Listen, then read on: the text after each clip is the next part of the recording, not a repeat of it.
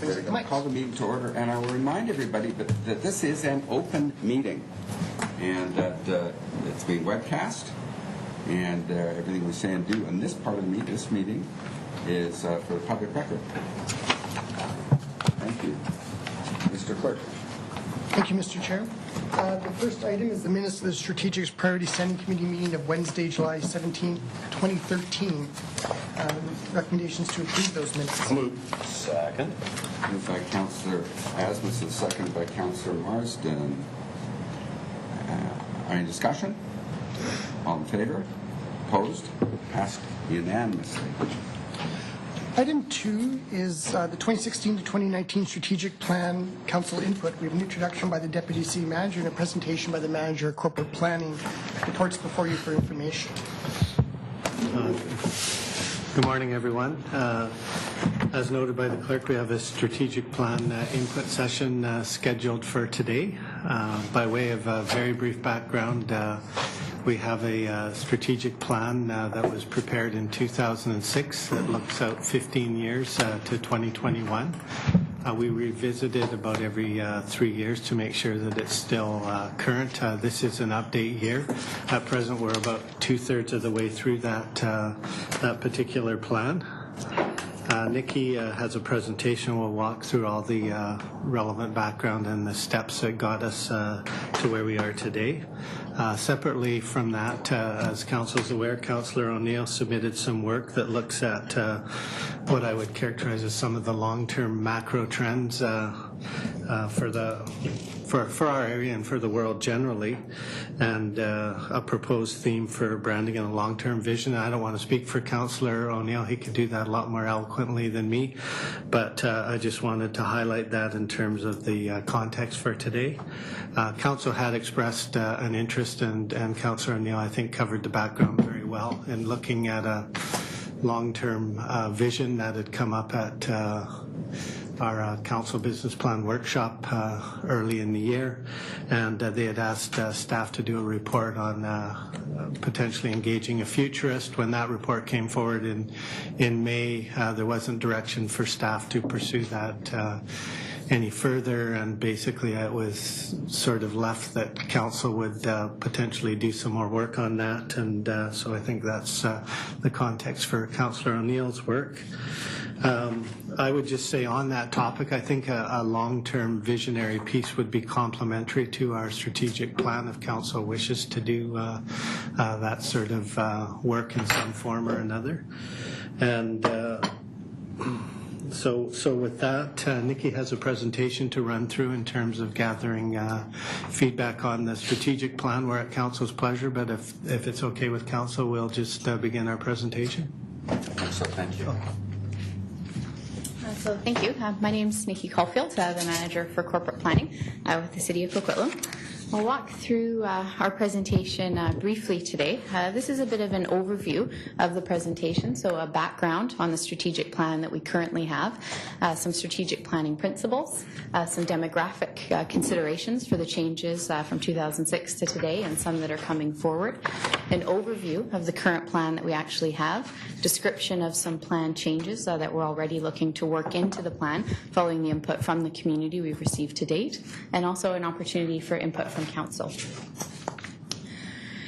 Today's objective of the session, in July, Council requested an opportunity to provide input into the process as part of a meeting, and so we're really looking for input from Council today before a draft version of the updated plan is brought forward later this fall.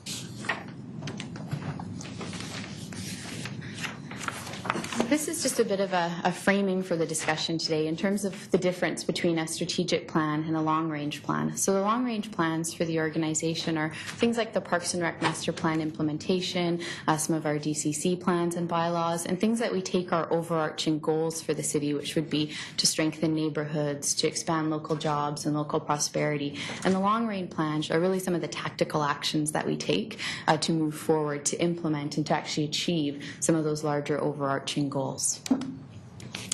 So this is just a quote from 2006. So 2006 is when our plan was initially established from the community in Coquitlam that leads us forward to 2021.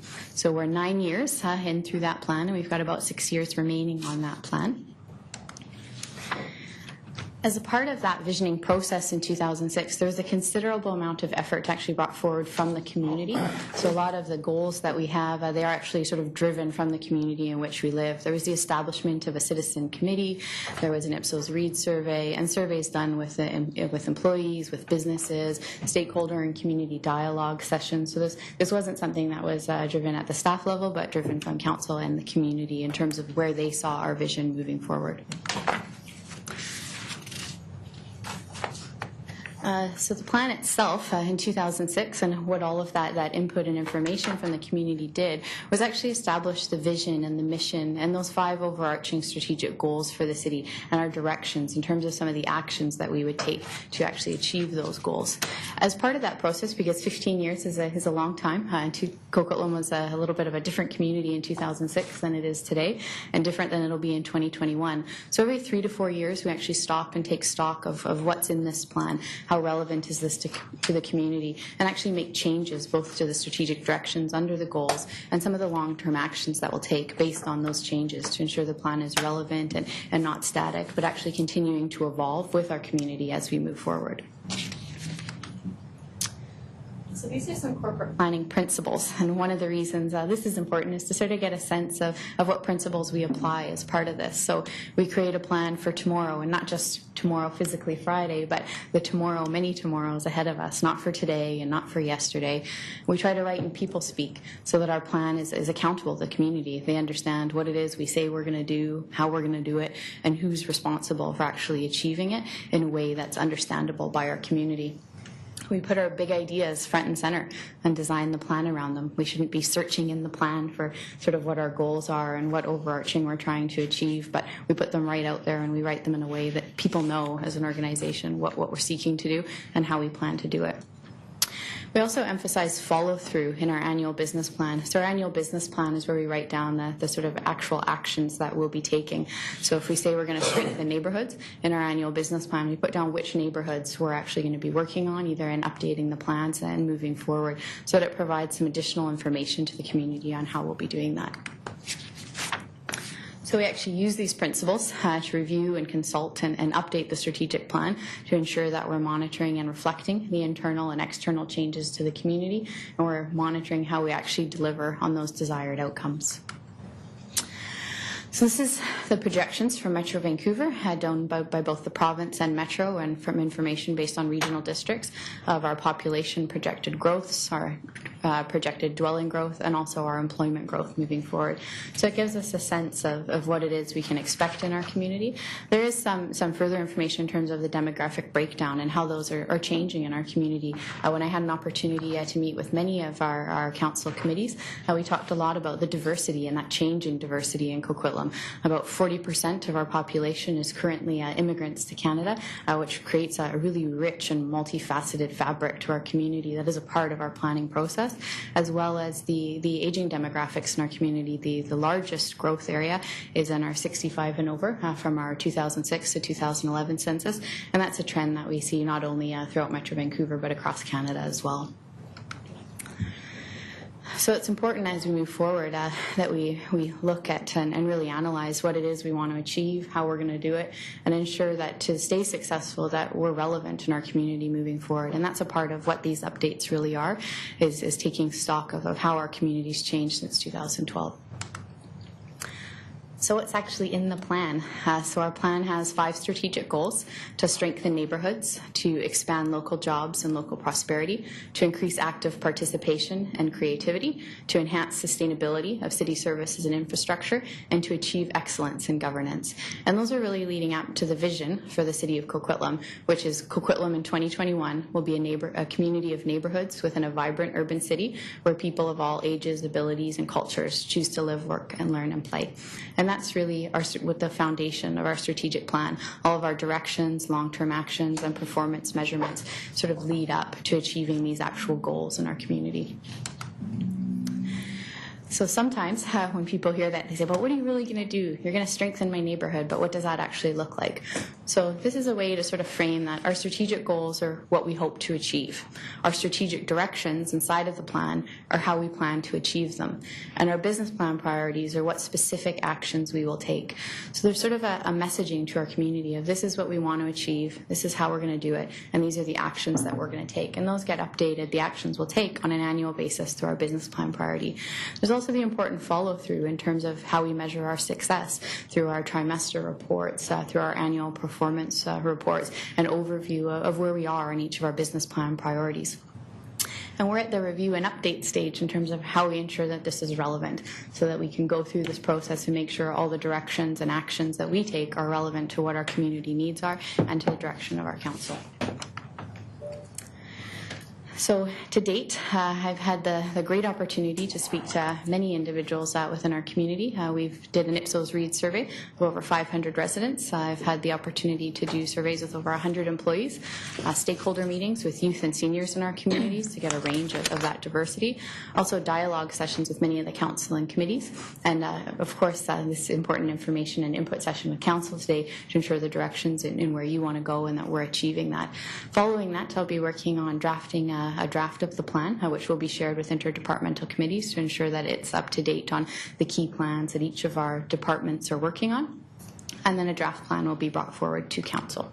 Thank you, sir. The Ipsos Reid survey, is that different from the annual Ipsos Reid survey? It's the same survey, but in the year of a strategic plan, we make the sample larger than we normally would. So the sample is usually around 400, but we increase the sample size to increase the statistic validity of the information that we receive. And we use that information to get a sense of sort of where we're doing right and where some potential areas for opportunity are for us based on our community's input. So another important part of this process is actually alignment with other plans. So there have been some very important long-range planning documents that have been brought forward since the 2012. So the Transit-Orientated Development Strategy, the Parks and Recreation Master Plan, and those documents to look to ensure that our strategic directions fit with the directions of those long-range planning, and if there's any sort of adjustment that we need to do. But of course, as those documents are created, the strategic plan is a part of them. So these are some to-date planned adjustments for the plans based on information that I've heard from the community, both in our conversations from employees and also from Ipsos Reid. So the language of the plan will be simplified. I heard a few times people had some questions about things, so I'll ensure to simplify the language in the plan. Update to include relevant plans and strategies introduced since 2012, and ensure that our strategic directions actually complement those. We'll be including information from the community consultations and the council input session from today, taking into consideration adjusted populations, also updating our measurements of success, and adding a modern look and feel to the plan. I actually sort of went and looked in the troves and was able to look at strategic plans going back to 2000, and it's been really interesting to see the evolution even of the feel of the documents and how that information is updated to citizens. This is actually a Coquitlam planning framework, and so we've traditionally had a wheel with three integrated planning frameworks, with our business plan, our financial plan, and our strategic plan.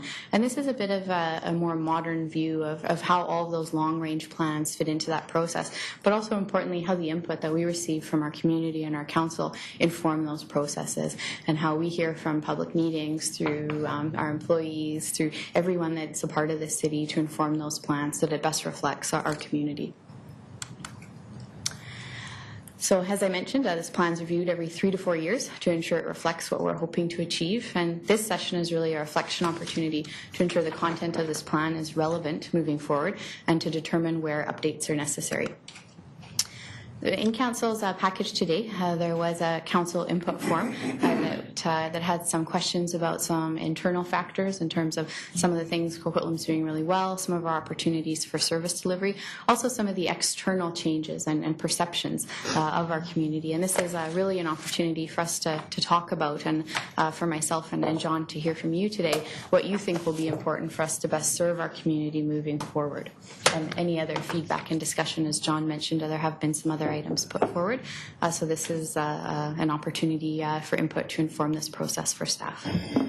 Thank you, Ms. Caulfield. I've got nobody on the list yet except myself, so I'll just I'll start. Back to about 3 slides where you talk with the adjustments, planned adjustments. There's nothing in there that indicates any major change of direction or any major new strategic direction of some sort. Is that what you're getting essentially from all the consultation you're doing, is that we're generally on the right track, or very, very much on the right track, and really we just need to update some of the statistics and some of the information, and but we're on the right track. Is that what you're essentially saying by this? It is what we did here from the Ipsos Reid survey and from the majority of the consultations that I've done from the community. It's interesting because we did environmental scans with each of the groups where we talk about our strengths, our weaknesses, our opportunities, and our threats.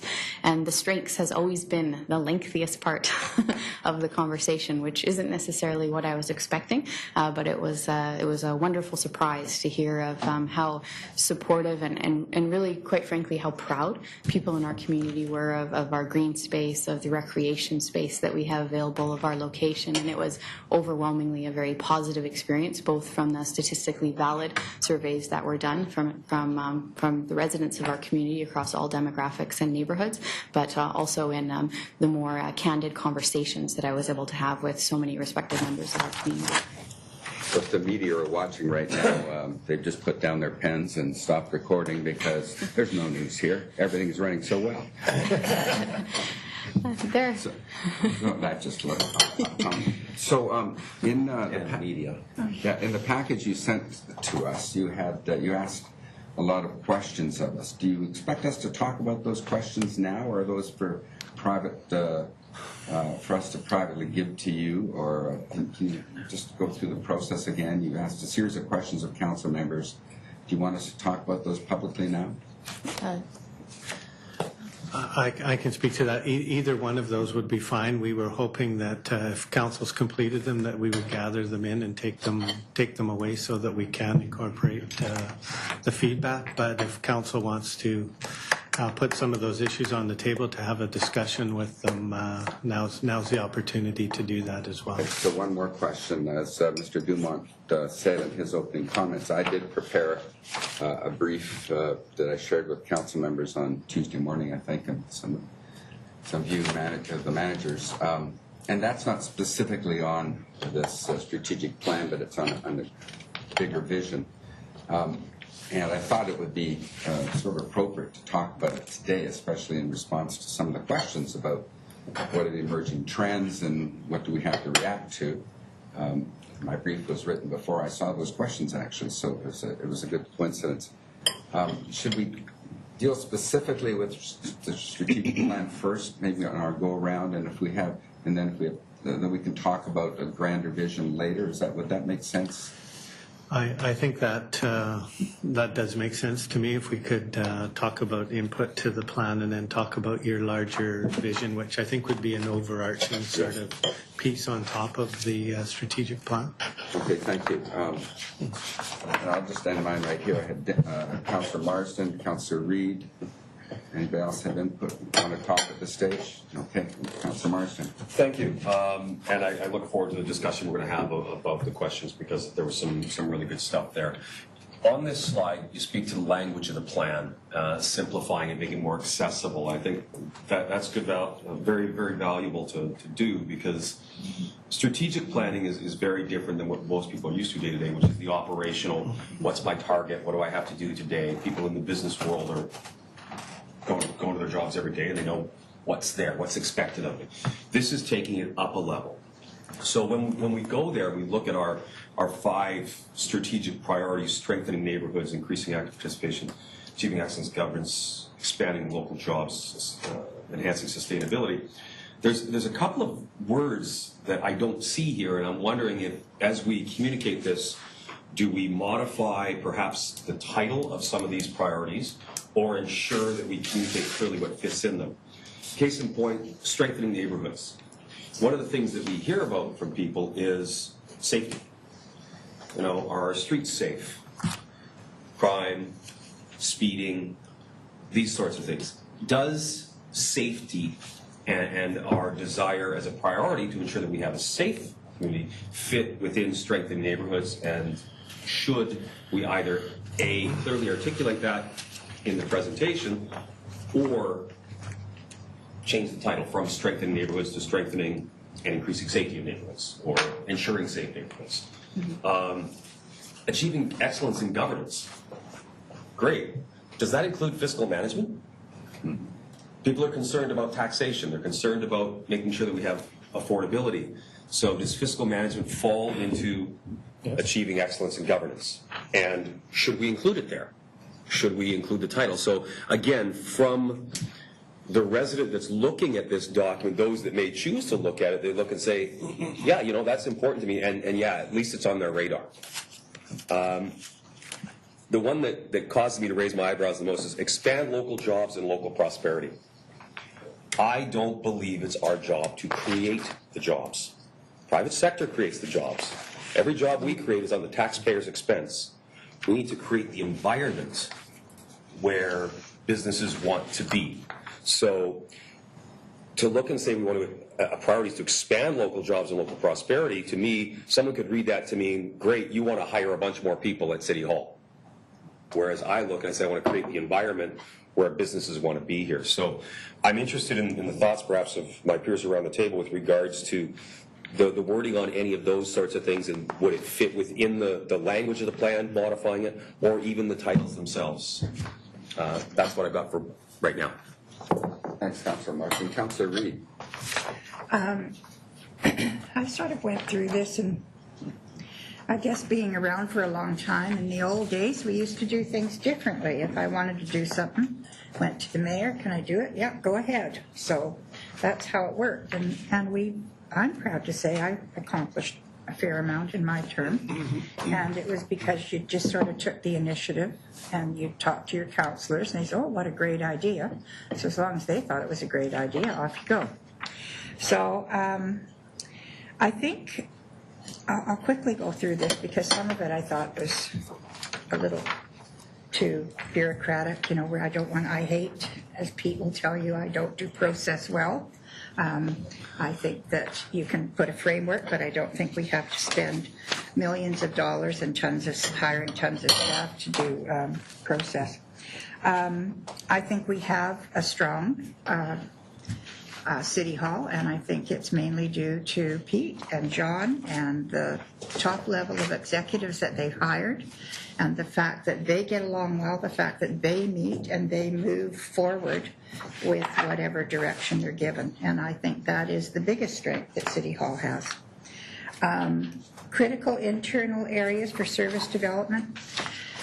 Those of you who meet the public, and I have heard very few other than from people building having problems, and sometimes it's a communication problem. I think we do very well. I think the public thinks everyone is nice and polite. The biggest complaint I have, and it's one I have myself when I'm trying to get a hold of someone, nobody answers the phone, puts you on email, or puts you on voicemail, and who knows if you'll ever hear from them again. That I don't like. External changes in the city. This, I think, is going to be our biggest challenge. I think our city is one of the high-growth cities, and I think part of our high growth is going to be immigration, and from lots of different places in the world.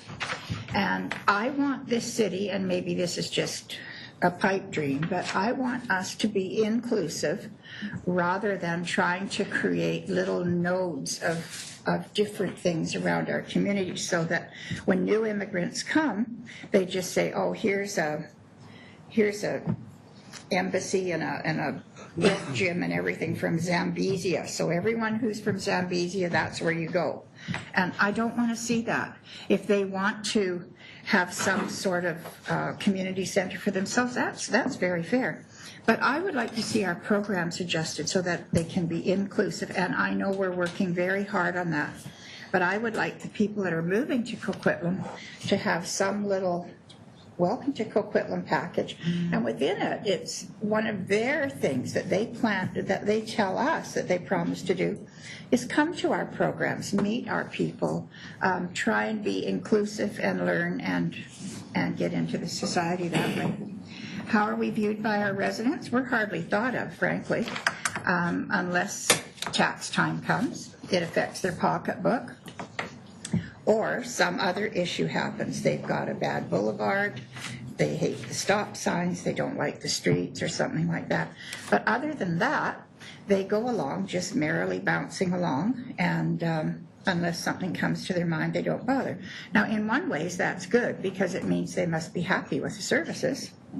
And the other way is that, gee, maybe they're tired of banging on our door and getting no response. So however you want to take that, doesn't matter.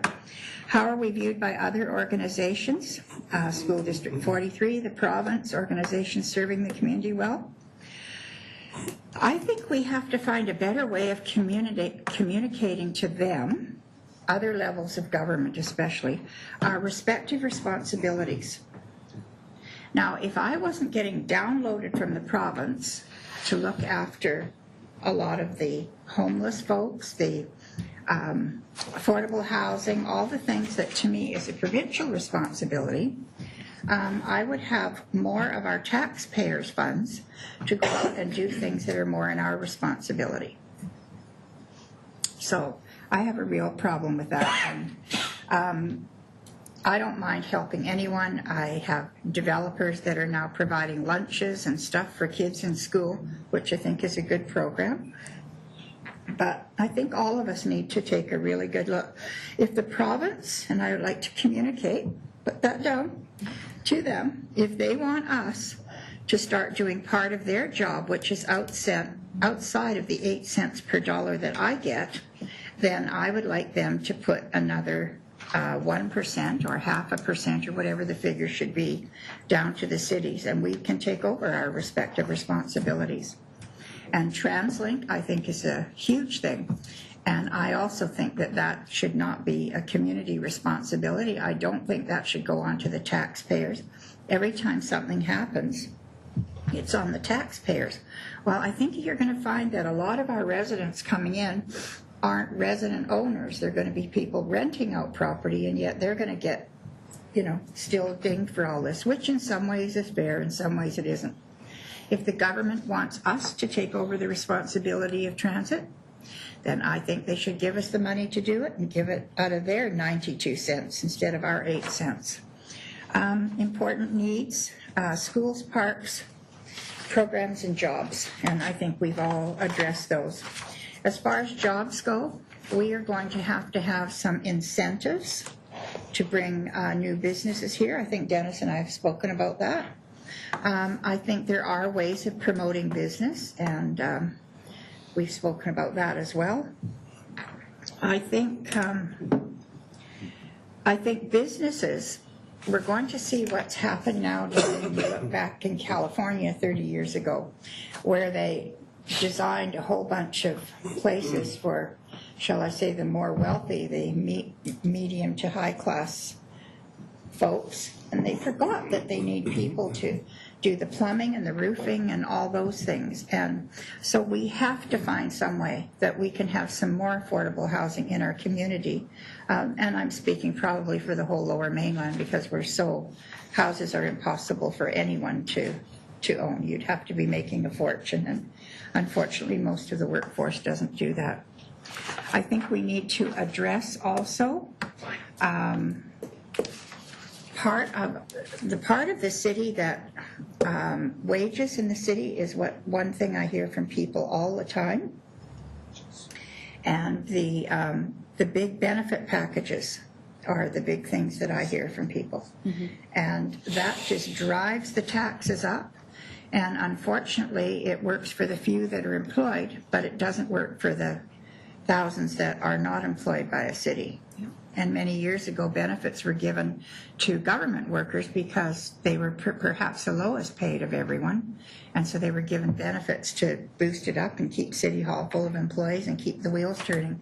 And now it's sort of turned around. And I really think as a society, we have to be able to adjust that as we have to adjust $400,000 a year senior executive salaries that have to do with anything in the bureaucracy of services, I think we really need to take a good look at that and adjust everything so that we can move along in a fair manner. I'm done. Thank you very much, Councillor Reid. I've got Councillor Zerillo, then Councillor Asmussen, and then I'm back on the list to give my specific answers to the questions. Councillor Wilson is on the list as well. So, Councillor Zerillo. So I'm going to keep the SWOT stuff. We're not there yet, so I'm just going to make a few comments about the structure of the report. So I'm kind of on the opposite end of Councillor Reid in regards to process. I'm a process person. It's my experience that as organizations get bigger, process needs to get tighter. It just gets more difficult to manage. So I'm all about it. So I believe these documents are extremely important, and I'd like to see us make decisions as a council around this table, looking at these 5 strategic goals every time we make a decision, but maybe that's something for the future, and they might change. But wanted to share, I think most people know that I'm in the market research field. I've been doing it for a long time, and one of the things that's definitely changed is how fast the world is changing. It used to be that people's behavior was pretty static, and it wasn't very easy to move behavior, and it took a long time for things to change. But now, I mean, a year or two, the way people eat now compared to 5 years ago is totally different. So just like to take into consideration that this is probably the first time we've done a strategic plan where there's going to be more change in those 5 years than we've ever seen before.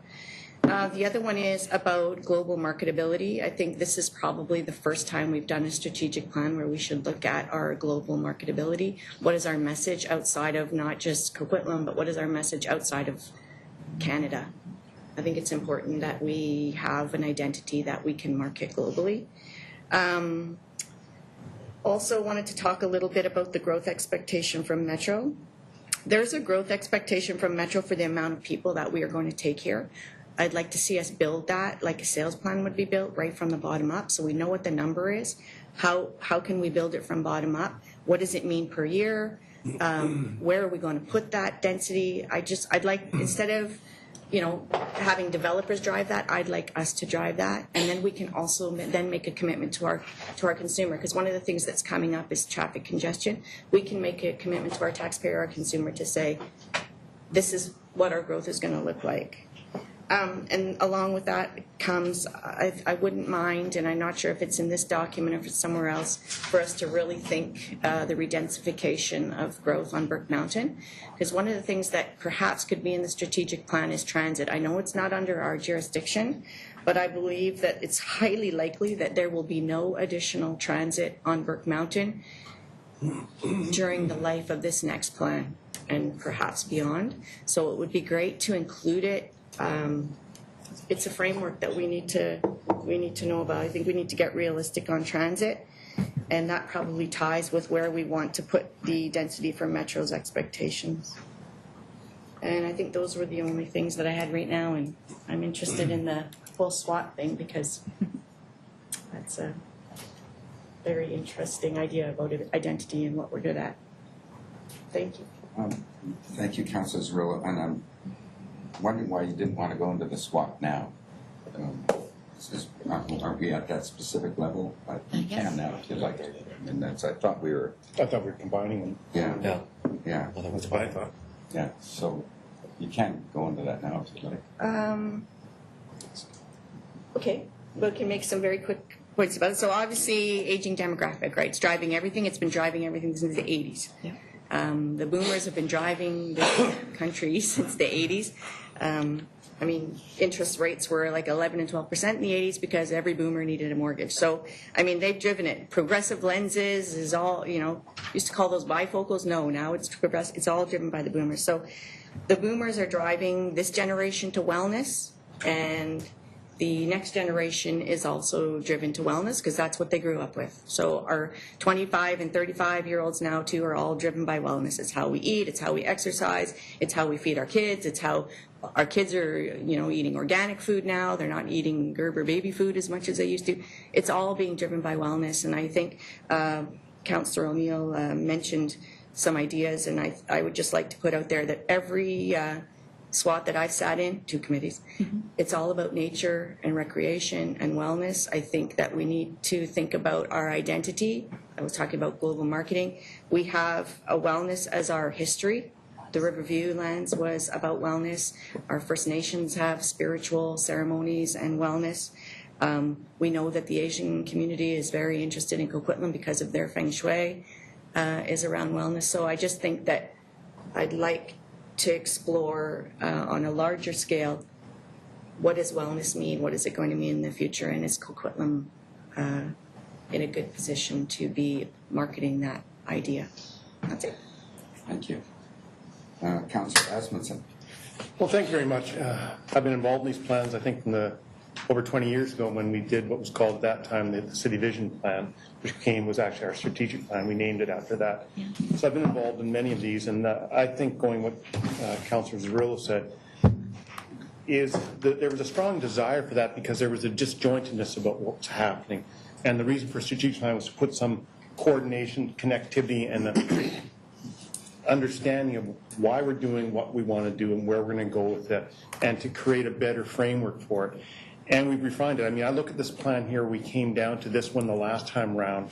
We really, I thought, have really took a step up in improving the basic fundamentals into this plan. Yes. I don't have a lot of critiques about this plan, but I'm going to go over some issues. But I want to be fair to Councillor Marsden and just go over some of his comments. When we did the 5 areas, and that had been a theme earlier on, at some point we had some more, you can extrapolate, like strengthening the neighborhood means everything about safety, all encompassing of that area.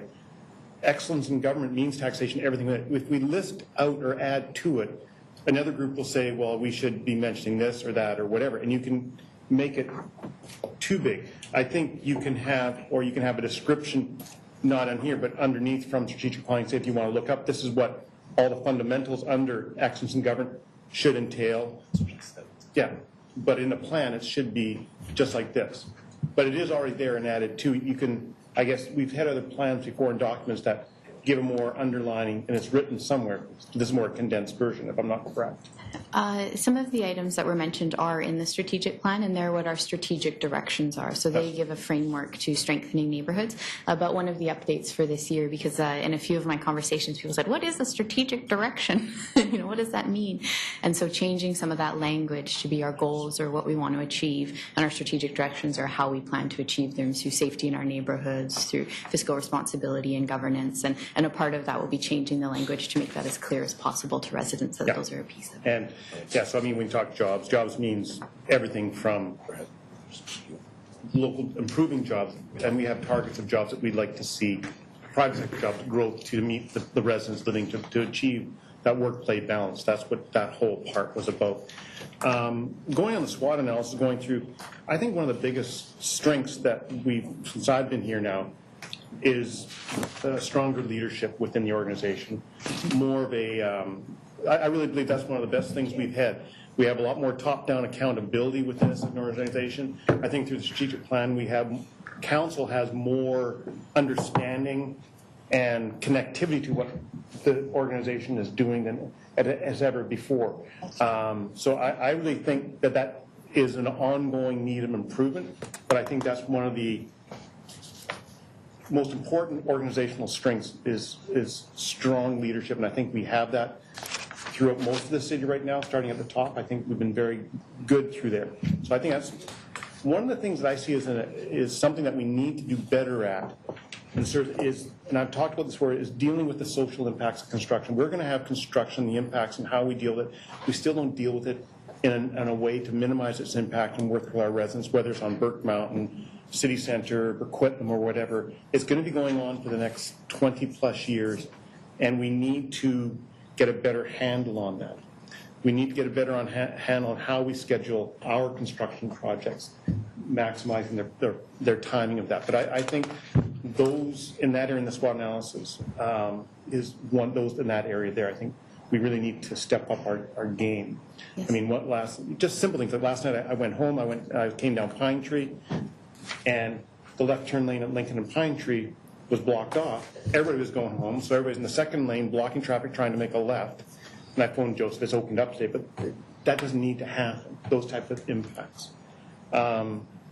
External trends, I think one of the most important trends that we have to deal with, and I think we are on the right track of dealing with, is the challenge in an increased multicultural diversity within our city, and how we continue to work with those people coming into our city, becoming part of our culture, but not letting them lose there, but becoming part of our culture.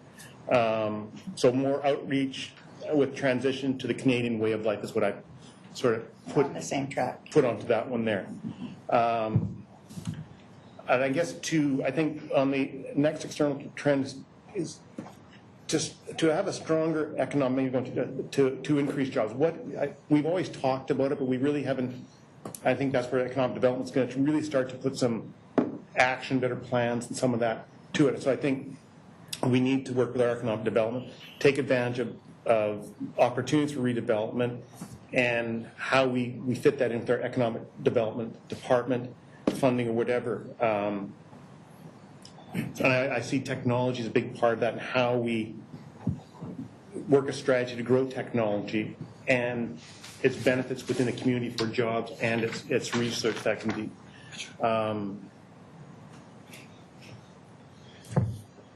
I think how we're perceived by residents, I think most residents are very pleased with what they get from the city. But what I do feel, I know the Welcome to Coquitlam event has to expand out of new agreements to the general public. We have to do a better understanding to our residents to how much the city actually does for them and how important the city is to them in their daily lives. Like, people don't realize how much services and from parks, roads that they get from the city. So I think that's something we still need to work on. I think our views by businesses are very positive, except for sometimes on the tax rate, but I think we provide a value of services to them. So I think there's a balance there, and we work with that.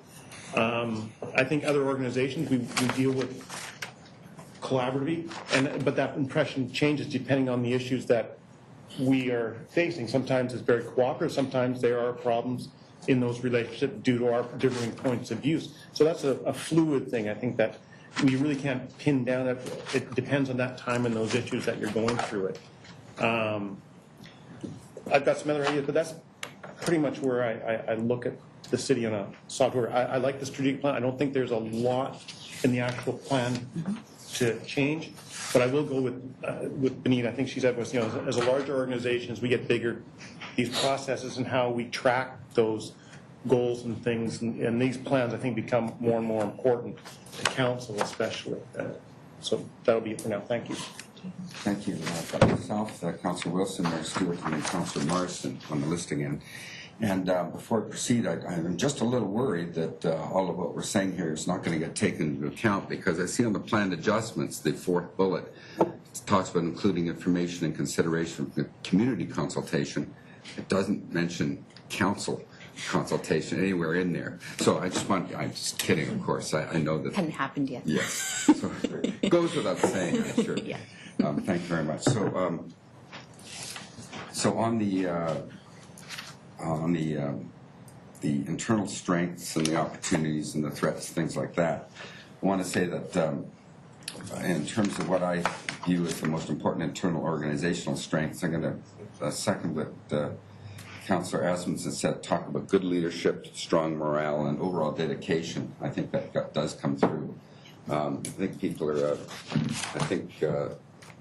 there's good direction from the top, and there's also buy-in from what I've seen from all the different levels in the organization. I think people are not only proud to work for the city, but they actually, everybody, so many people who have city jobs, inside or outside, whatever level, actually think they've won the lottery. So it's a good organization to work for, and I think Councillor Reid mentioned this. And it's also got very good benefits and good pay and good job security as well, and that actually is good for us, but it does create, I think, a little resentment from the outside looking in, because people do see that, especially when there's publicity over the pay rates at the higher levels and the benefits and everything like that. So that's the negative side of the good thing internally. So you ask if there's what are our most critical internal areas for service improvements. I don't think there are any critical areas, but there is always room for improvement in things, in efficiencies, and in our planning department and public works department, those things that really interact with the public quite closely. Personally, I'd like to see, in terms of service improvement, it's kind of the it's the stop doing list back again. So it says when are we doing something we don't need to do anymore or could change? I'd like to see a more meaningful stop doing list process in place. I just don't feel it's got the traction it should have. Now, in external changes and trends, you asked for 3 trends, and coincidentally, I in my brief talked about those 3 trends. And I'll just very quickly go over them now, and I'll wait until later for whether or not we can discuss whether or not these should propel us towards adopting some vision. But those 3 trends are one is the aging population, 2 is the increasingly multicultural, multinational composition of our population, and 3rd is something that maybe not as readily apparent, but it's actually one of the biggest global trends that's going to affect us just like it affects everybody else. And that's the nature of the job market and how jobs are changing because of automation. So much of the reading I've done the last couple of months looking for major trends come back to how the job market is changing because of automation. One of the things is just self-driving cars. And well, if that technology really catches on, how it's not just going to be cars, it's going to be buses, it's going to be transport vehicles, it's going to be a lot of things. So a lot of people won't have that sort of work. And in so many different areas, automation is going to touch. So the era when, we're already seeing this change already, but it's going to be more intensified. The era when people have a solid 9 to 5, 40-hour week, 5-day a week sort of job, that's going to be that's going to be gone, and there's going to be economic and social consequences because of that. And our ability to respond to that is limited, but I'll talk about ways later when we talk about the overall vision. Sort of the social aspect of that and the economic aspect. There's the one thing that links all 3 of these trends, I think, is the potential for dislocation and for not connecting in a community. People aren't going to have their workplaces to go to as much. They're going to be working on their own or piecemealing jobs and things like that. There's not going to be a nice city hall to come to for everybody to have a nice job and everything like that, or a good factory. It's going to be different. Aging population, one of the biggest issues with aging population is isolation, social isolation, and the health and even economic consequences of that. And so many newcomers coming here, it's a sense of not belonging and everything like that. So all of these things are trends, I think, that cause things to fly apart rather than bring it together. And I think all of us around the table would like to try to have a cohesive community. And so my vision would deal with that. And again, we'll talk about that a little later. How we perceived by residents, I think the Ipsos Reid survey shows that people are very satisfied. I think that there's a great degree of feeling that the City Hall is competent. I don't know if anybody's inspired by what City Hall does or what Council does. I also think that people around the community see Coquitlam and see the city level of government as one that's the least, well, there's the least generating at least animosity. You know, federally or provincially, it's half the people may love what's going on, but half will hate because of polarized politics and stuff like that. At the City Hall, that we're very lucky that I think we really don't have that to a great degree. That there's more of a general level of satisfaction there. That certainly there's politics involved at every level, but it's at the city level. I feel that our citizens don't feel that coming out of City Hall, so I think that's generally a good thing. How are we viewed by businesses located? Businesses, I think, see us as a hurdle. One of the things they have to successfully clear in order to be successful. I think that's it's demanding, but I think we're seen as fair, but maybe persnickety. That's a good word. But at the same time, trustworthy and honorable and living up to their word. I don't think we jerk businesses around, but we're a hurdle. We're a hurdle to be cleared. How are we viewed by other organizations with whom we collaborate? I think we're clear and consistent, fair but tough. Maybe a little too rule-bound sometimes, but that's the way I would answer that one. So the other questions, future needs and service expectations, those are ones that, so dealing with those trends, that I think the future needs are for us to try to find ways to keep building a cohesive community, keep having people, newcomers, old folks, people with disjointed employment, having them, giving them opportunities to better connect with the community and build a better sense of community. And that's all I have to say right now. Thank you. Next is Councillor Wilson. Okay, I don't really have any overall comments on the plan, so I'll just go right into the points that you asked about. I also agree that our staff expertise is one of our biggest strengths. As far as I can tell, we're very financially solid. And I think our focus on parks, rec, and culture is a huge internal strength. Areas for improvement. I would like us in our customer service interactions to be about a problem-solving approach above all else.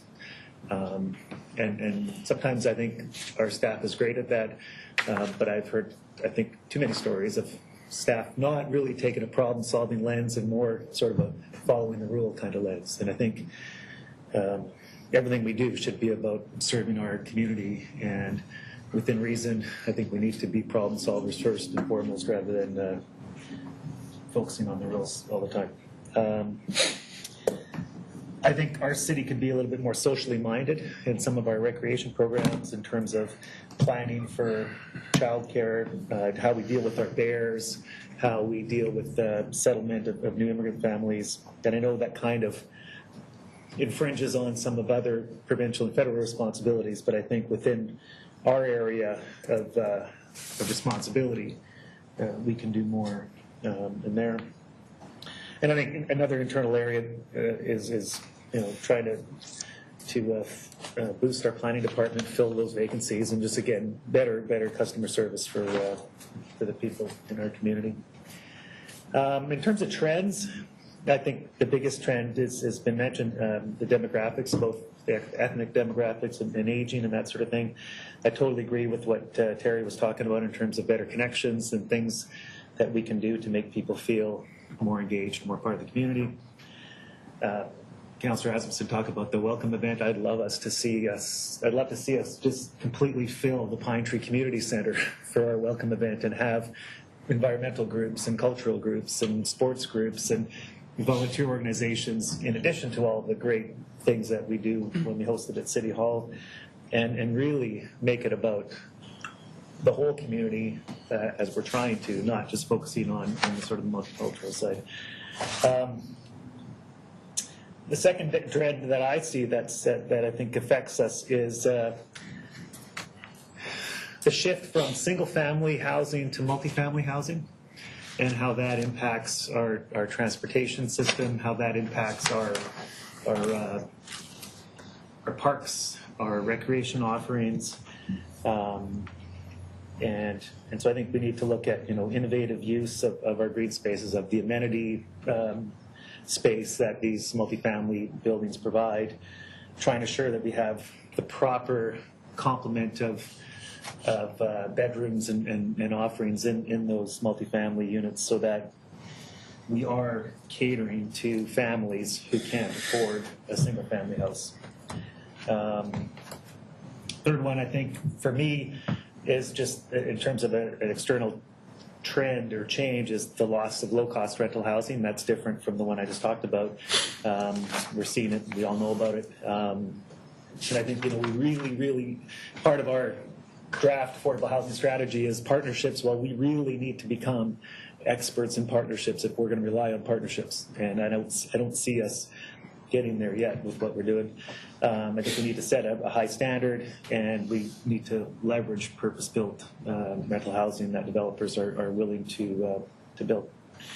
I also had transit in there. I'd put a fourth one, but I'll leave it at 3. How are we viewed by residents? I think most people view us very positively. There's a vocal minority that are negative and think we're wasteful and out of touch and bureaucratic, but I don't think we'll ever please everybody.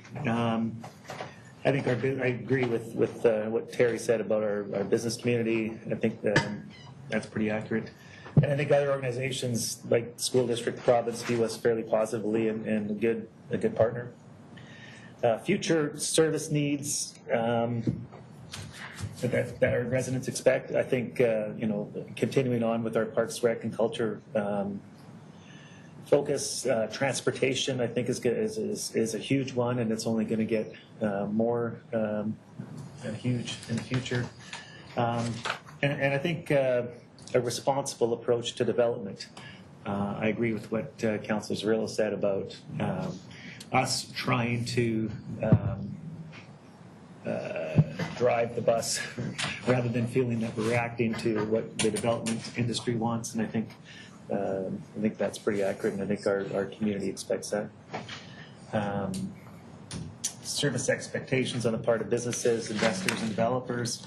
I think we got to continue streamlining our processes, keep working at lowering the business tax, and as much as possible, be fair and consistent in everything we do. I don't know if there's anything earth-shattering there. And then dealing with other organizations, just continue to be responsible partners, like I think we have to. Carry our share of the weight and continue to work at making those partnerships stronger. Thank you, Councillor Wilson. I've got Mayor Stewart, Councillor Marsden, and Councillor Towner. Okay.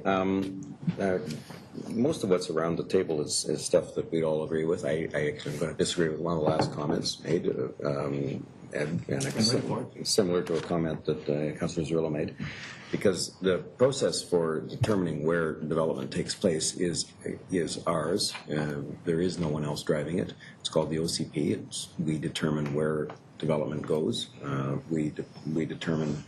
Ask Brad Marco, who proposed a development that probably will be acceptable at a point when we're finished that plan, but we said no to it. We said, no, we're not there yet. It's outside of an area that is earmarked for that kind of development, and we're not doing it there. And most of the development community understands they're not going to come to us with a proposal that isn't consistent with our local plan and our neighborhood by neighborhood. We're being very, very specific about which neighborhoods development goes in, and which neighborhood. I mean, you don't see any development proposals for high rises at Como Lake Village because we've never contemplated high rises at Como Lake Village.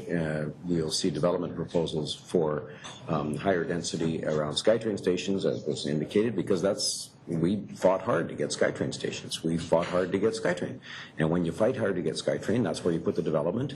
When you do a plan that goes up a mountain, the plan that's been 20 years in development, and it says this many people, you can do the math and come up with people per hectare or community per acre, and you'll know what kind of densities are being driven by your process, not by the development industry.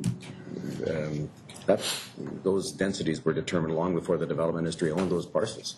Those parcels were owned by Joe and Mary, and they got together with us and we worked out an OCP. So anyway, let's be clear that we drive where development takes place.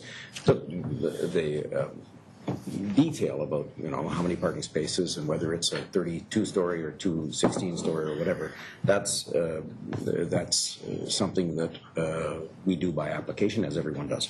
So anyway, back to I was saying one of our strongest organizational strengths, I believe, is our strong fiscal management, strong management, full stop. I think we have now in place a great team of key individuals in key positions and key policy, most importantly, good policy that drives the way in which those decisions are made, particularly on the financial side. One of the challenges that we have now is the imminent retirement of much of our financial team, and so we have to make sure that we continue with the good financial stuff that's been coming. One of our biggest challenges remains the bureaucracy, the delays, the way in which we make decisions sometimes is slower than I believe it needs to be, and sometimes very, very slow or very bureaucratic. And that's not always we're not always the proximate reason, but where we aren't, we need to find out what the proximate reason was and find a way around that and sort of find a better solution so that an application can move forward, so that processes can move forward, so that as much as possible we're being efficient. External changes, I've got 3: population growth, housing prices, and multicultural reality. The third one, multiculturalism, is something that has been around for a couple of decades now, but it is growing, and the diversity in our community is growing. That's a tremendous opportunity. I always viewed it that way. It also presents challenges that I believe we try to meet head on. We can do better.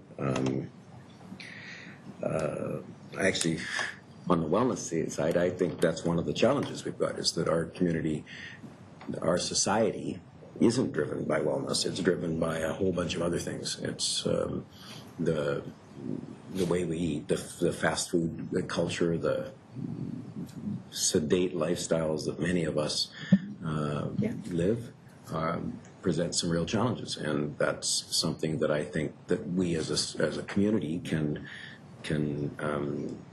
work on and continue to work on in finding opportunities to improve that. The next generation needs to be in sport and not in thumb. I mean, the strength of our thumbs is getting disproportionately high compared to the rest of our bodies, and there's an entire generation that is facing that. And it's local government. It's not any level of government's reality. It's all of our reality. But the other two were population growth, and that's actually being driven by entirely external forces. We, as a community, have accepted our share of population growth, as every community should, and not every community is. When some communities don't, as a couple of decades ago it was Surrey that wasn't meeting its requirements, and you'll see the pressure on other communities. Right now, I worry that Port Moody may well be unable to continue meeting its needs, and I'm not going to go through naming them, but our challenge as a region is that we have to absorb that population growth or see an enormous spike in housing costs. The housing prices is the second one. And the solution there. So the solution on the first one is regional. It has to be that all of us as a region behave like a region. The second one is regional as well. We have to, all of us on housing prices, behave like a region, and we also have to be very creative as a neighborhood, as a community, in finding the ways in which the density will fit into our, because we're not making any more land, we're just trying to use it more efficiently.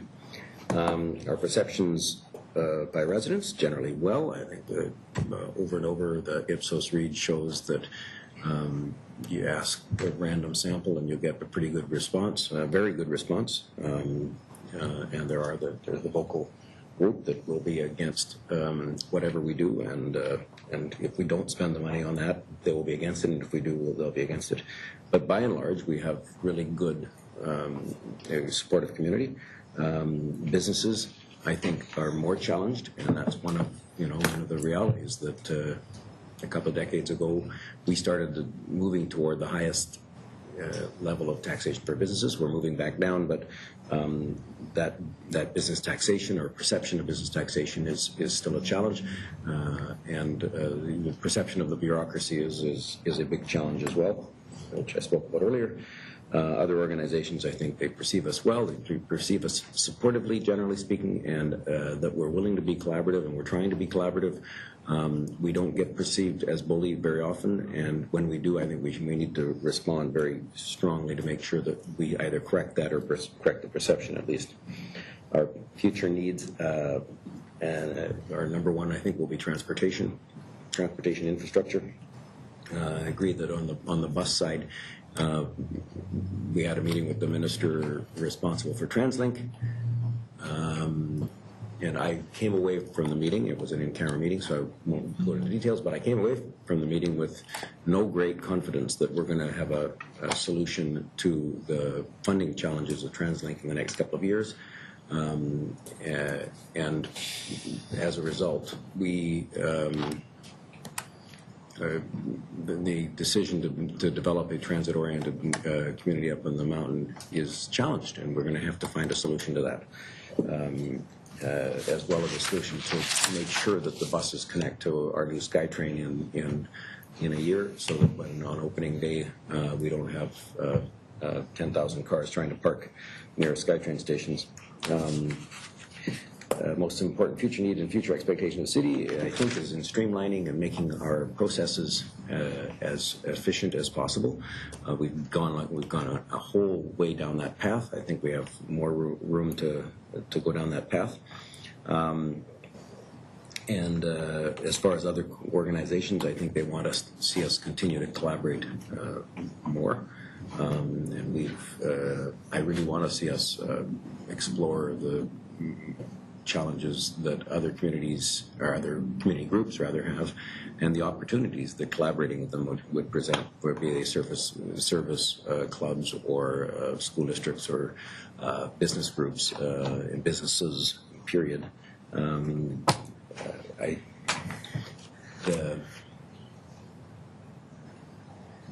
I'm very optimistic here. I'm an optimist, but I also think that we have lots of reason to be optimistic. We've got a very diverse community, a very enthusiastic community, and a community that wants to, that believes they're living in a wonderful place and want to continue to live in that place. But challenges of housing prices, transportation, those kinds of things, they're challenges every community faces, and I think we have the. And the biggest strength, actually, is the way that we are able to work together. I look at some other communities and their councils can't work together. I hope we can. I believe we can, and I've seen evidence that we do it well when we do it. And I look forward to the next 3 years. Thank you, Mayor Stewart. Councillor Marston and Councillor Towner. Thank you. Again, I speak to what we had because we want to make sure that the language is there and the clarity of it. So I found this exercise quite interesting because we're talking about strategic planning, but many of the questions and a lot of the dialogue around here has been more operationally based. So I'm going to refer to Mr. Stevlin and Mr. Dumont to ensure that the appropriate departments get the necessary feedback so they encapsulate the behaviors that council is talking about when they take and execute or develop the annual operating plans for each division. I think that's going to be very, very critical. A lot of these questions are related directly to operation, not strategic. So from the strategic perspective, I think the goals are there. Again, I'd like to see that clarity around it. Councillor Zarrillo made a comment with regards to having the strategic goals. Are we keeping it in mind when we make decisions? And I will note that on every report that we get, there is a section that says what the strategic goal is. as a council, whether or not we read that line and make the connection as clearly as perhaps we should, I think that might be something that we can take away and say, let's make sure that we're aware that this decision fits this strategic goal. It's written out for us. We got to make sure that we understand it. Comment with regards, I believe it was Mayor Stewart said, not inspired by City Hall. Was that your comment? No, sorry, Councillor O'Neill. I think that's true. I think people look and say, City Hall's there. They're the necessary evil. They're doing their job. Are we inspired by it? And so I think that's where dialogue around the strategic, around what we want to be, that visionary piece becomes important. So I appreciate Councillor O'Neill's research that he bought or put together and forwarded out to us for greater discussion. I look forward to increased discussions about this in terms of what do we want to be? What do our residents want? Councillor Zerillo talked about wellness. I think that fits in. I think it does. People want it. Whether or not they're living it, I think that's going to vary. I agree with Mayor Stewart. There's a lot of sedentary lifestyles out there, as my couch that is clearly imprinted with my behind will attest, especially in hockey season. This is a standing committee. It's a standing committee. So I think we need to do more work on the visionary component of things, and I look forward to that. In terms of direct feedback from the input form, I'm not going to repeat everything everybody said. In critical internal areas for service improvement, I think in any organization, one of the critical areas for ongoing improvement is people management. Ensuring we have the right person in the right job, learning the right skills to deliver the service that the client, in this case, our residents, are looking for. So that is, anytime you ask me where's an area for improvement, that will always be an area for improvement, because we always want to grow. We always want to improve. So service improvements, customer service, overall customer service. Do we look at the situations in each department through the lens of the resident, through the lens of the client? What experience were they expecting, and are we delivering it? So on the development side of things, how we measure turnaround times, is it the same way the development industry measures turnaround times? And if it's not, why not? I come from the banking background, so we always talked about transaction counts on our CSRs, on the tellers. So when we look at our Parks and Rec and our frontline staff in Parks and Rec, are we looking at that? Are we aware of it? Are we achieving appropriate levels of service, and what are the metrics? What can someone expect when they come to a counter at City Hall? So I think, again, those are operational, but I think that's areas for improvement. We talked about heightened awareness of economic development, the impact on city resources, the revenue. How many jobs? I mean, when you look at it, every single time we subdivide, we authorize the subdivision of a property or the construction of a building or a house, that's jobs. And we need to know what that turnaround is, what that spin is. We talked about the LPGA here, and there was $8 million in spending in our community as a result. Well, when these construction sites go on, these employees are spending money in our community that's helping our businesses. So we need to be aware of that. And so from a service improvement, I think from our ECDEV, we can ask them to be clear on where these numbers are, because it has a direct impact on some of our strategic priorities, which is our governance and fiscal management. Changes, I don't have anything that anybody didn't talk about with densification, multiculturalism. The big one to me is the increasing utilization of tech and the interconnectivity. Are we in a position where we are a viable location for people to do business, whether that be open their business or work from home? When they want to operate and work globally, can they do it from their home? Or do we have locations for it? So I think that external trend is there. We got to make sure that we position ourselves to achieve it. How are we viewed by residents? Yeah, you know what, the survey says great, 96, 97% ratings. That's wonderful, and that's great. Big picture, you look from the high level, 40,000 feet, people are generally happy. when you talk about specific areas, when there's activity going on, that's where the unhappiness creeps in. When there's development going on in the neighborhood and the impacts on their personal lives. So that's where, coming back to an area for improvement, how we address that, how we manage that proactively in terms of expectation on the developer, but in terms of our staffing as well, in terms of making sure that we're out there getting ahead of the curve, getting ahead of the problem, anticipating it where it's going to be. And then how we communicate back to the resident. I think to an email we received recently with regards to concern about some tree planting and a question of why did we plant trees there? And the response back is essentially, well, that was the developer's responsibility to plant trees. That's not a good answer. That's not a good answer.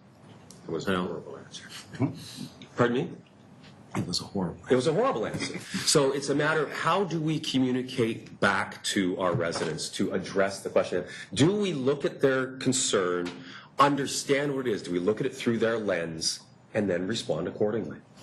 So again, these are operational. A lot of these questions are operational, not strategic. So for what it's worth. How are we viewed by businesses? Businesses view us as bureaucratic, difficult to deal with, a necessary evil, and as I believe Councillor Neal said, it's a hurdle. We're a hurdle that we have to cover, or they have to clear in order to do business. I spoke with one businessman that said he was talking to a client in Calgary, and his words were, he just relocated to Coquitlam.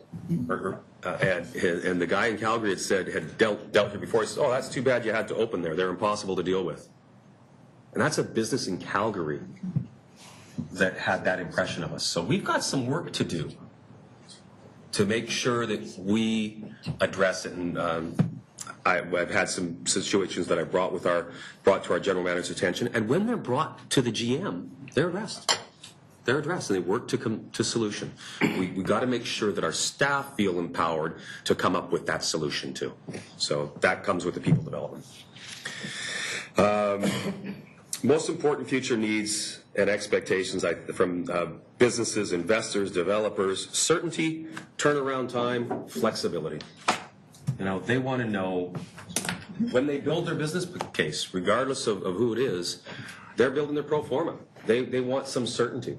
The biggest criticism of Vancouver from a development perspective is they never know what the CACs are going to be because it's going to vary by development. So certainty. We do some really good things in this city with regards to that. So I want to be very clear about it. We do some very good things on that. We got to make sure that we continue down that path and we don't fall into traps that other municipalities have where the bar is always changing in terms of where the expectation is. I think we've got to make sure that we do that. Future needs and expectations are going to be collaboration and connectivity. And last comments I want to make are going to be really relating to some of the comments about other levels of government. And I think it is incredibly important that we recognize where our core services are. And that's where our primary focus is. We may have a role to play in these other things, but it's not necessarily the lead role. Be careful what we wish for. We spoke about that the other day when something comes up that, sometimes we get asked to step into something and take a position on something. Just be careful what you wish for. Because sometimes when we say to senior levels of government, we want you to do this, the response can very well be, great, your role is this, and here's the financial implication. So we need to identify or be clear on where our core services are, prioritize them, and the number one thing that I really want to see in here, again, doesn't have to be in a heading, but certainly in a subheading, under governance, fiscal management must be crystal clear, because that's the thing people talk about. That's the thing the Taxpayers Federation beats us up about. That's the thing the CFIB beats us up about in terms of taxation. We really need to have it in there. Again, taking good steps, make sure it's there so it's clear when somebody looks that we are keeping it in our scope. Okay. Thank you, Marson. Thank you. Councillor Towner. Okay. First of all, I want to share that a few people have expressed their support or lack of support for this kind of process. I want to express my support for doing a strategic plan. I have a process background. I worked as a process manager in one of my previous lives. And just a couple days ago, reading my subscription to Municipal World here, did you read it? There's an article in here on municipal strategic planning. And I just want to read an excerpt here. It's easy to get caught up in the day-to-day aspects of running a municipality that you never get around to planning for the future. But as the saying goes, failing to plan is planning to fail. If you don't know where you're going, you'll never get there. And it goes on to say that a good strategic plan involves input from residents, employees, and whatnot. So I just want to say, based on this article and this plan, I think it's bang on what we're doing as far as a plan and how we're getting where we want to go and planning for tomorrow. Thank you. So I made quite a few notes going through all of this, and I don't want to repeat. I think most of what I have written down has already been stated. I see our most important internal organizational strength is our people. Again, our management team, the strong leadership we have, and the cross-training I see in the succession planning and the opportunities for development on people that are showing potential. I think that's awesome. But also, in my first year here on council, I'm seeing our employees. What really, really, really sticks out at me is the awards we've won, the programs our employees have come up with, even in the Parks and Rec department, our communities in bloom, and the pride that our employees really, really demonstrate. That's just shone to me. So on the flip side, service improvements, I wrote down efficiencies. I think we should continue with the stop doing list. But I've heard a few times, again, efficiencies, how can we improve that? And I just want to share, Dennis referred to it as through the lens of a resident. I think sometimes our staff have to take a situation from a resident's, really be more resident oriented. And then where this is coming from is after the windstorm, there's one resident lives on Rochester. And she's one of these people that takes a lot of pride in her neighborhood. She's very community minded. She picks up litter and, keeps the street clean and has a real pulse on her neighborhood. So one day she didn't have anything to do. It was a nice day, and there was a whole bunch of branches and debris on the street. So she crossed the street and went down and gathered up a bunch of the branches. And she's older than me. She's not a young. And she's gathering all this up and carrying it back to her and putting it on her boulevard. And she accumulated quite the pile.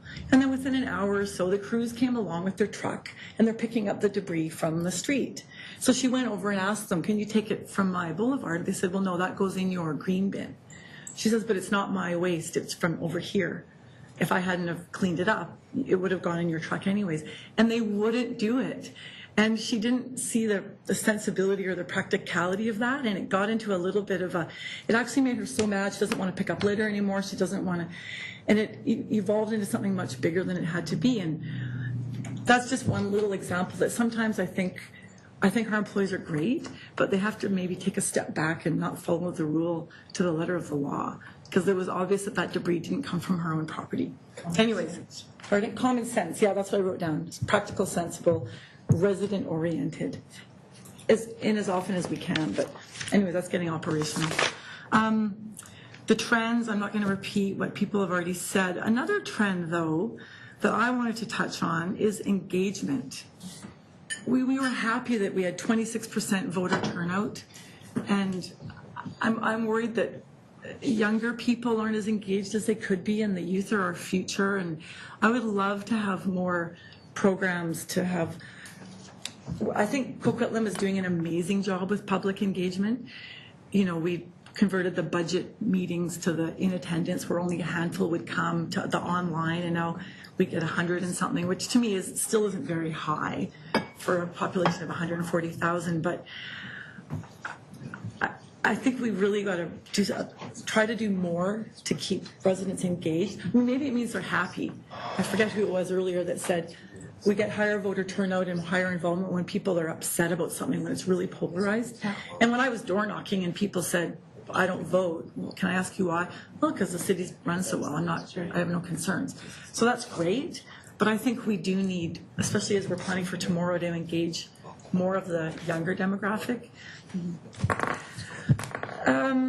How are we viewed by residents? Overall, I think we're viewed the same way that's already been expressed here, consistent and easy to work with. However, it takes too long, red tape, bureaucratic. I think we can still keep going down that path to try to improve some of that. And the same goes for businesses. I think some or most businesses that I've interacted with value us. They're very happy to have a business here in Coquitlam. Mm-hmm. However, there are others out there that the tax rate is too high. I know we're making amends there, and the red tape and whatnot. Keep making improvements there. I also wrote down that I think we are viewed as consistent and fair by other organizations that we deal with. But I also realized here I am, my first year here on council. I have lots of strengths and a couple weaknesses and opportunities written down, but a lot of our threats, from what I can see, is the downloading of costs from other levels of government. And you touched on that. And just without additional funding, we have huge amounts of immigration, but are we getting any funding to help with that, help with the transition and help with all these new folks coming to our country? We have a huge opportunity with the Riverview lands. And again, the wellness aspect of it. I think there's a huge demand and a need to have the increased mental health services and whatnot. And we're, in the meantime, facing the costs of the policing and the other elements that come along with lack of mental health services. And again, that's another level of government. So the affordable housing, infrastructure, I just feel that there's so many great things that we can do, and we're heading in the right direction, and all these, with the trends, but we have no additional funding in place to help with this. So that to me was a big threat. I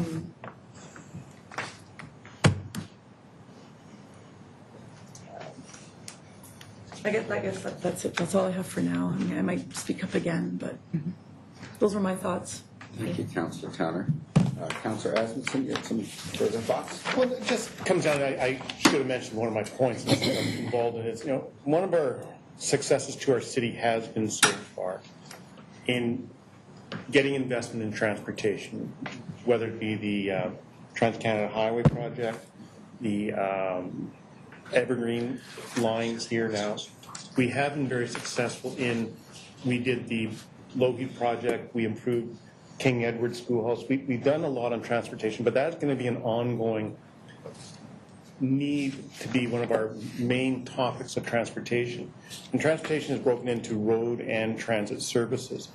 And I think we've done a good job in the area of roads and stuff like that. We need to continue to do that area.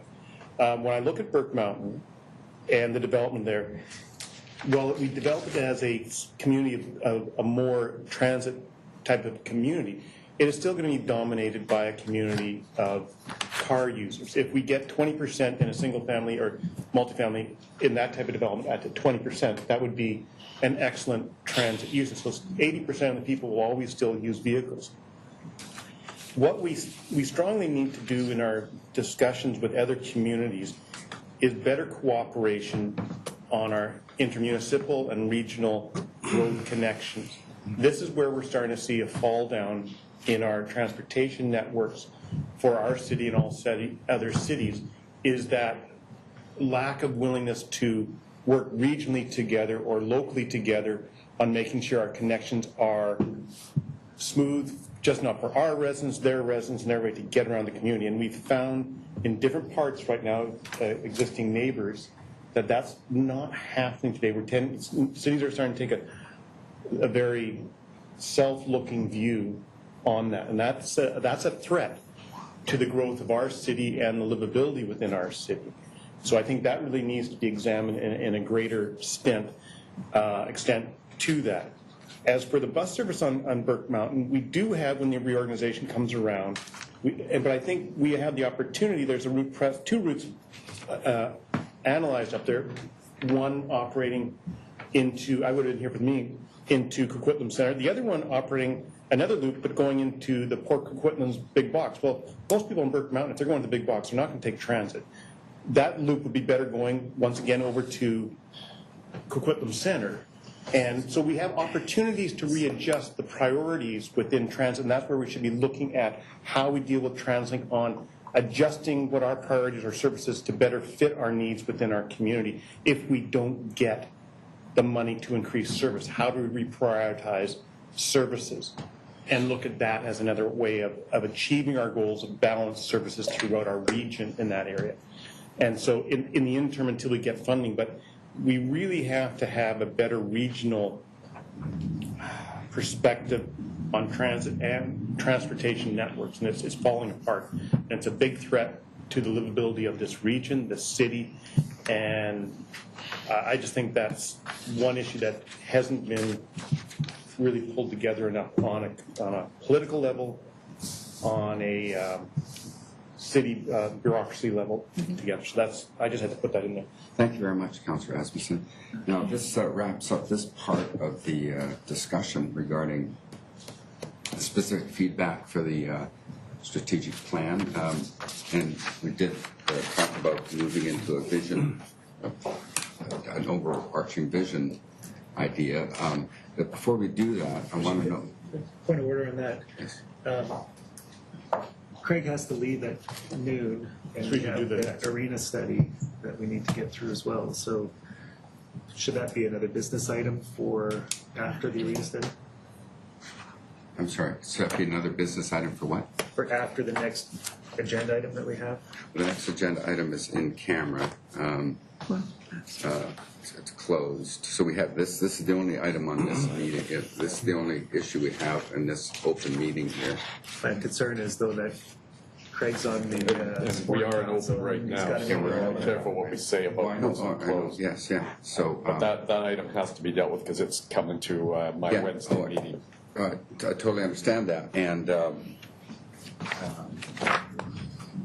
I'm quite prepared because the specific nature of this meeting was the feedback, and we got that feedback. Like, we can put off the discussion about the grander vision till later. I'm happy to do that, and maybe kind of a specific meeting scheduled for that, either in open or closed if we need to go there. So, but before we close this, then I'd like to hear from Ms. Caulfield about what she's heard, and maybe a bit of a summation from you about if you heard what you need to hear, and if you detected any trends that so I want to make. Council is always interested to discover how its message is heard. Yeah, I definitely heard the trends that you guys outlined in terms of demographics, in terms of the changing nature of the economy, both in Canada and how we respond to that inside of Coquitlam. And there was a number of potential issues from our strategic directions perspective. So the strategic directions are what goes under the strategic goal. So, for instance, strengthen neighborhoods. So under that, to ensure that things like safety and those pieces are actually included in our strategic directions, because that forms some of the foundations for our long-range planning in terms of where we focus that energy. So overall, I heard there's general comfort with the strategic the goals that we have that are overarching, but there's some need to refine some of the strategic directions under those to ensure things like financial accountability and the trends that were mentioned by Council, both from our demographics and from the economic perspective, and also for housing prices get included, as well as some potential areas for efficiencies, and that's something as an organization we focus on in those directions. Thank you very much. Then I'd entertain a motion to receive the report. So moved. Second. Oh, sorry. Just wrapping up, I'd just like to thank Council. I think that was excellent feedback today. And we didn't ask staff to come to this session today, but I'll encourage E-Team to look at the tape, because I think there is some really valuable feedback for them to hear. And as Councillor Morrison said, it all wasn't specific to the strategic plan. Some of it was operational in nature. Our plan is to take all the feedback we've received and to bring a draft strategic plan back to Council in the next few months. So that's the next step in the process. The other takeaway for me today was the customer service issue. We have improved quite significantly on our customer service, according to Ipsos Reid, but clearly there's more work to do, and that is always a priority for us to reinforce that with staff. And I think the takeaway is, and the message that I'll be giving to people is, you really need to think about putting yourself in the position of the citizens when you're dealing with their complaints and their issues, and try to problem solve rather than point to rules or this isn't my job sort of thing. And so we'll reinforce that. We do that on a regular basis, but clearly there's more work to do. So. Thank you, Mr. Dumont. It was moved by Councillor Asmundson, seconded by Councillor Marsden to receive the report. Any further discussion? All in favor? Opposed? Carried unanimously. Motion to adjourn. Moved by Councillor Marsden, seconded by Councillor Towner. All in favor? Opposed? None. Carried unanimously. Thank you very much.